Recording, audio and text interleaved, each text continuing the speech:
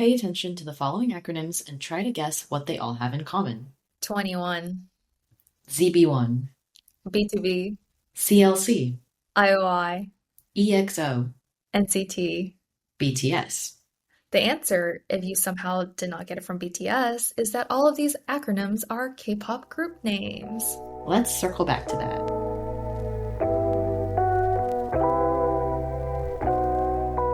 Hi there, welcome back to another episode of Let's Circle Back. We are your hosts. I'm Hebe. And I'm Valentina. Today we are talking about yet another passion of ours, K-pop.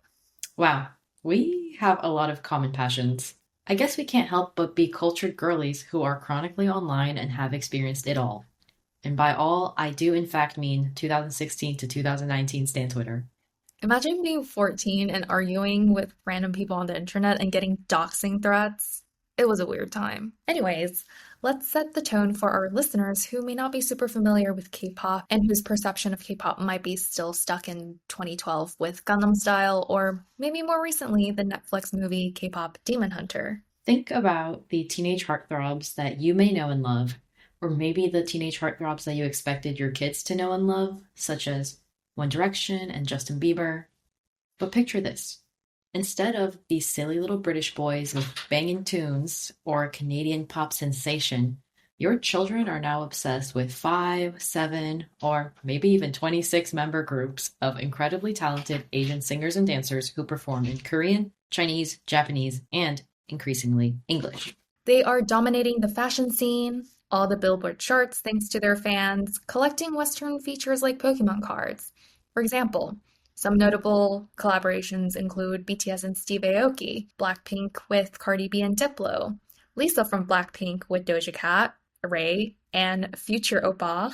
To know pop culture today, you have to get your hands dirty in this K-pop discourse beyond just Gangnam Style and K-pop Demon Hunter, which only scratches the surface of this mega empire. So to go all the way back, which we're not going to dwell on too much, the first ever K-pop group supposedly is Sotaeji and Boys, which debuted in 1992, so over 30 years ago. There's a lot of different layers of very complicated history that led to the development of the modern K-pop industry, but much of it has to do with the post-World War II American influence on South Korea, the censorship that occurred during Park Chung-hee's presidential term, and the fact that music was basically reintroduced during a time when television was the primary form of entertainment. The spread of K-pop, which you might be more curious about, can be tracked by Hallyu, which is the Korean wave. To date, there have been 3 Korean waves so far. The first one was sort of the expansion into the Eastern market, so we saw a lot of K-pop promotion in Japan and China during the 90s when entertainment, media, and travel bans were lifted by the government, either in relation to or as a direct result of the IMF crisis in 1997. After the crisis in 1997, the South Korean president at the time started really pumping money into entertainment as a cultural export. So that was like the first wave of K-pop, right? It was very experimental and focused on East Asian markets. Then in the 2000s, there was a combination of the 1997 IMF crisis result and then the 2008 economic crisis that spurred the commercialization of K-pop, which indirectly or directly also gave rise to parasocial marketing, which is a lot of what's used today. And we will talk about this later, so stay tuned.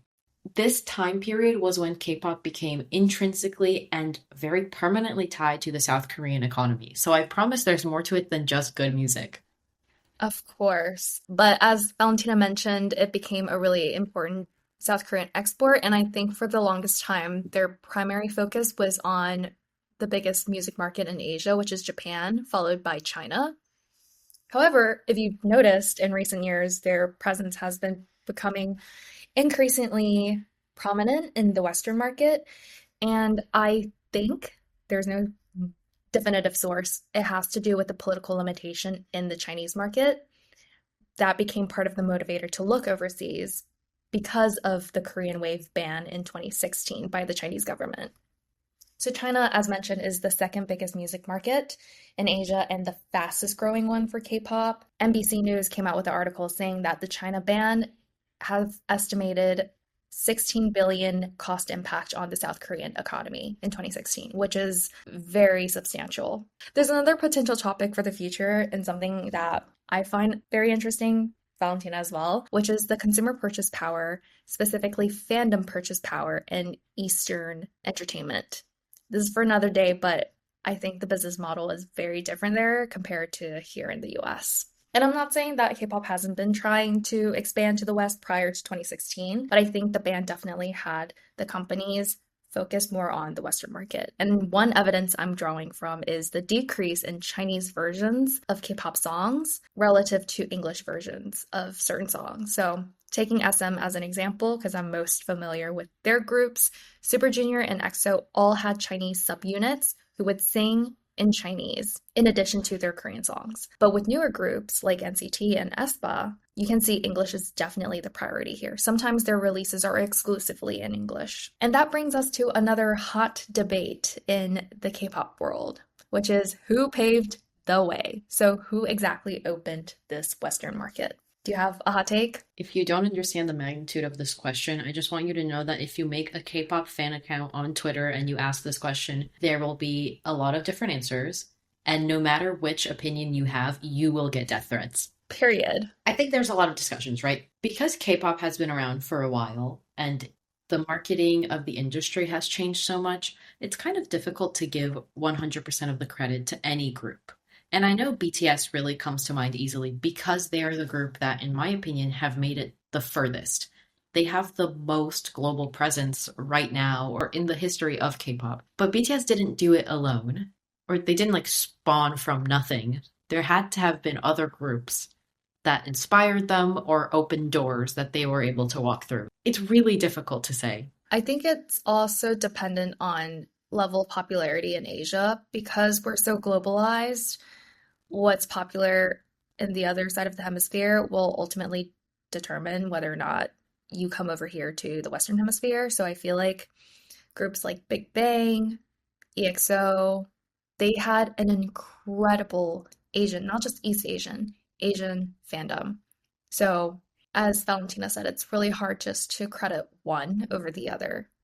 And we can't forget about Psy, my one-hit wonder in the US. Psy, the Gangnam Style like popularity is really, I'm sure it was unexpected, but it is incredible and worth mentioning because I think it was the first music video on YouTube to ever hit 1 billion views. So that in and of itself is already history making. Oh, love it.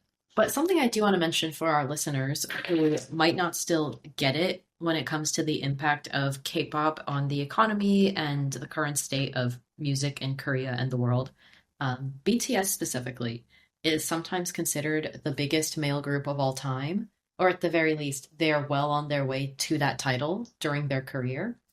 And in 2018, this group reportedly contributed over $4.6 billion to the South Korean economy. That's 0.3% of the country's GDP before they went super viral. I just want you to sit with that for a while. And for those of you who can't even fathom that number, that's almost half of the contribution made by Korean Air, which is South Korea's national airline. What if BTS contributed to Korean Air's top line because they travel so much overseas? See, it's all connected. Time to look at One Direction's contribution to England's GDP. In 2014, artists, in plural, like Sam Smith, Ed Sheeran, Paloma Faith, helped the British industry contribute 4.1 billion euros to the UK economy in 2014. But their total GDP is 3 trillion. Therefore, that percentage is much smaller, just to give context to the power of BTS. So I guess the moral of the story is if you're ever at work and you feel like you're making an impact, just know that you're not BTS. Period. You're not moving the GDP. In discussing who, quote unquote, paved the way, it's also worth noting kind of the differences in how K-pop shows up in the Western mainstream versus in their home turf. And when we do say Western, I do want to caveat that we're talking mostly about America and not the entire Western hemisphere or, non-Asian countries. In my opinion, K-pop has had a difficult time finding its footing in traditional American media, so primetime television and popular award shows, because the performance style is so different. A lot of these talk shows don't provide English language interpreters, so if your K-pop group doesn't have an English speaker, inherently you have a language barrier in promoting on these talk shows. But just beyond the sit down portion, a lot of talk shows and award shows don't have or haven't had until recently the equipment and strategy required to broadcast K-pop performances, which rely very heavily on dynamic choreography and usually a lot of different camera angles. And then lastly, I guess just as a one-off point, feels to me like the American general population is closed off to K-pop or more generally like Asian language acts in a way that they're not closed off to Latin pop or Spanish speaking musicians. I think a lot about the general reception of Despacito versus any BTS song that was released around the same time. I wonder if there's a geographic component. There is a very big Latin population in the US compared to Asian population. Maybe that's one, For but sure. I do agree. The general attitude is very different. Not to say that K-pop doesn't have influence over here in the West. I think mostly it's probably online on platforms like TikTok, YouTube, and Instagram, where they're able to inspire or popularize more trends, dances, or audios that you and me use on day to day. But we also want to go into like what is the global appeal of K-pop? And I think while content, through Valentina's point, is not received as well as, for example, Despacito, it does have great appeal to the global audience. K-pop itself is very different from other music, not only in ways in which it's sung or created, but its origin in the era of television. There's a huge focus on visual elements, which is where beauty standards, music videos, and choreography come in. I think one example we can pull is just look at the type of content they put out for one song. You have the visualizer or the teaser. You have then the actual MV. They'll pump out a choreography only version. There's a live performance or a performance version, no singing. Then they have a live performance. And then they go on to schedule a robust promotion on shows like Inkigayo, where they perform more in front of people. And don't forget the contractual requirement to post 1,000 TikToks collaborating with every other artist that has just released a song, lest they face punishment by electric chair. Insane how TikTok has changed the industry. Oh, for sure. I think their choreography is now created based on whether or not it'll go viral on TikTok. It's honestly devastating to me. Yeah. And while a lot of Western artists can have their eras, so, each album could be like a different version of themselves, a lot of K-pop groups tend to focus on one, in quotes, concepts, which is very much a K-pop lexicon. But they can be a group solely focused on girl crush or for boys, bad boys. There were some groups that centered themselves around the sexy concept, but that's less common nowadays. You can just be cute, you can be high teen or teen crush. You can also have angst and emo. TXT, this one is for you. I'm not saying that they can't change it up, but oftentimes they tend to stick with it at the core. And another global appeal that K-pop has is the gender fluidity or the hybrid identity that you can derive from it. So it's tied with the visual piece of the content. K-pop is very versatile in the type of aesthetics it presents, and I feel like it's the antithesis of the Western masculinity or the femme fatale that you get from a lot of like, I don't know, British bands like Fifth Harmony, One Direction. It's a lot less strict on gender roles. Everyone in K-pop wears makeup, including eyeshadow, eyeliner, lip product. Everyone dyes their hair and cuts their hair and wears extensions and wears wigs. Everyone wears the craziest fashion or the coolest clothes. They just embrace everything for the concept that they're trying to sell. I'm not sure, Hebe, if you saw this, but Felix from Stray Kids even walked the Louis Vuitton women's wear fashion show. And it's just a thing. I think in the fandoms too, nobody looks at that and thinks, oh, why is the dude walking the women's show? Like, it's just really embraced, and it's cool to see that you can embrace androgyny, but you can also retain your gender identity. Yeah, to your point, you can almost embrace whoever you want to be. And I think in today's environment, especially with Gen Z, who blurs gender identity a lot, I think that is part of the appeal compared to some Western artists who not exactly promote that? Question mark.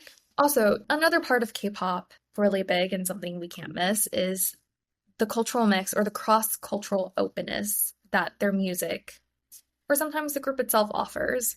There's a lot of experimentation with genres and music influences, which we'll talk about a little bit more later. South Korean entertainment companies source a lot of their music from producers around the world, so they're able to keep up with global trends while borrowing elements of different genres. So you'll hear notes of Afrobeats or reggaeton or electronic or house in K-pop music, even though it's not typically sung in English. For some reason, it also tends to happen in waves. Like when Everglow released La Di Da and Chungha released Stay Tonight, around that era, it seemed like every K-pop group was doing whacking house, Vogue, basically LGBTQ culture inspired music. It was crazy. It was a good time. It was a good time. La Di Da was literally the mother of it all. I love it. I miss them. Another example that came to mind was Despacito. When it came out, everyone started incorporating Latin pop into their music. Super Junior did it, GOT7 did it, G Idol did it. It was so good. I hated how much they hated it. I know. New Jeans more recently brought the Y2K wave. And I think you can see a lot of their influence from newer girl groups like Illit, Magnetic, or Heart to Heart, The Chase. I feel like has very prominent New Jeans influence on it. But maybe I shouldn't say that. Don't come for me. Sorry. My bad. Another interesting aspect of K-pop is it's actually a little scary, but from a marketing standpoint, very genius. The extreme proximity fans get to celebrities. There's almost 24/7 surveillance by companies on these groups, which result in a lot of production of behind the scenes or off-duty content on top of the scheduled content that they're already producing for the service of their fans. Something that's super common in K-pop that we don't really see with like American or British, whatever other music, is live streaming. And previously it was an app called VLive, but now it's called Weavers. K-pop idols will go on stream and just sit and eat or talk to fans very frequently. And sometimes these live streams are also part of the scheduled promotional content, but oftentimes they're just on a whim. So there's always communication. This is something they can also do. Fans can pay a monthly fee to receive messages, photos, videos from their K-pop idols, which often fosters the sense of private communication, like a one-on-one chat. It's part of their job to produce selfies of themselves in all occasion and delivering this fan service. I think something that's also crazy and fuels the parasocial thing that we are going to talk about shortly is that in Bubble, I don't know if this is a thing anymore, but it was for a while.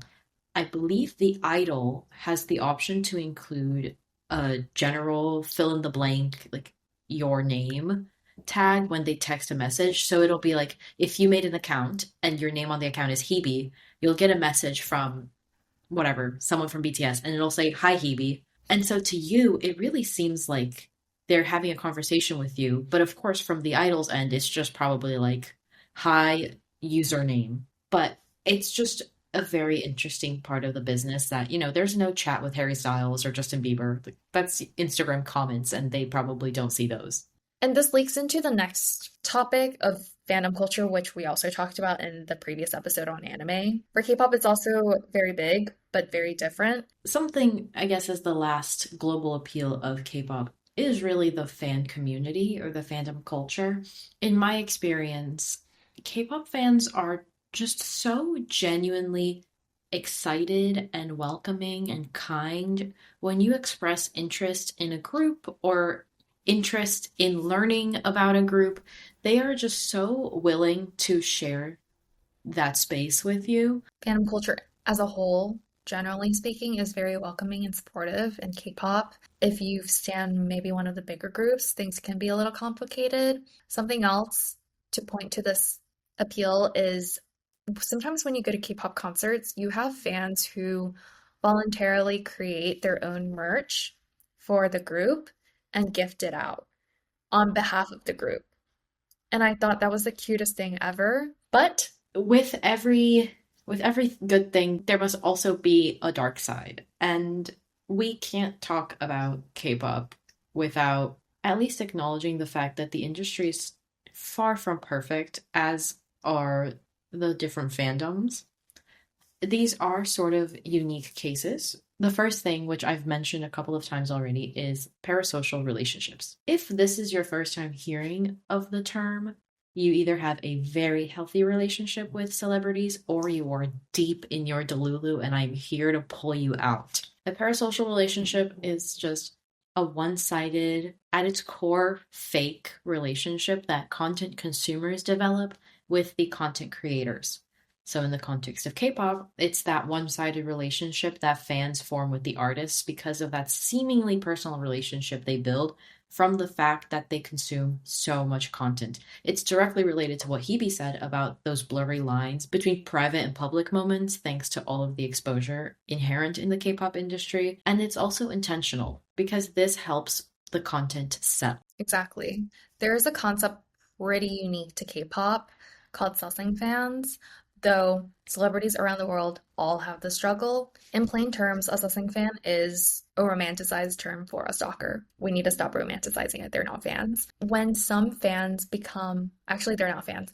When some people become so infatuated with a particular idol of a group or the group itself, they will do everything to know where these idols are in real time, try to be by their sides, maybe booking the seat on their plane right next to them or a couple rows back. I've heard stories of people sneaking into hotel rooms. We mentioned EXO before, but one member of EXO was chased down by a sussing fan in a minivan when he was driving either to work or from work. I think it almost caused a crash. I don't know, but I just find that behavior just basically criminal behavior. I think certain manifestations of parasocial relationship nowadays probably focuses on the economic sides. I find it really crazy for people to buy 20 albums just for one photo card. I think that is an example of parasocial relationship. You don't need 20 albums for one piece of paper. Also, the emphasis on streaming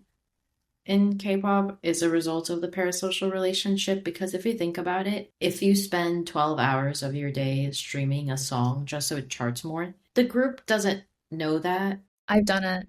Have you done it? Of course.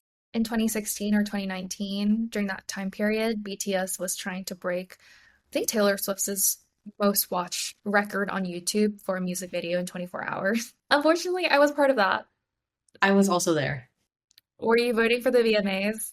The Of BBMAs? course. Of Retweeting? course. I did that. Maybe we have crossed paths on Stan Twitter before. Anyways, that is one dark side.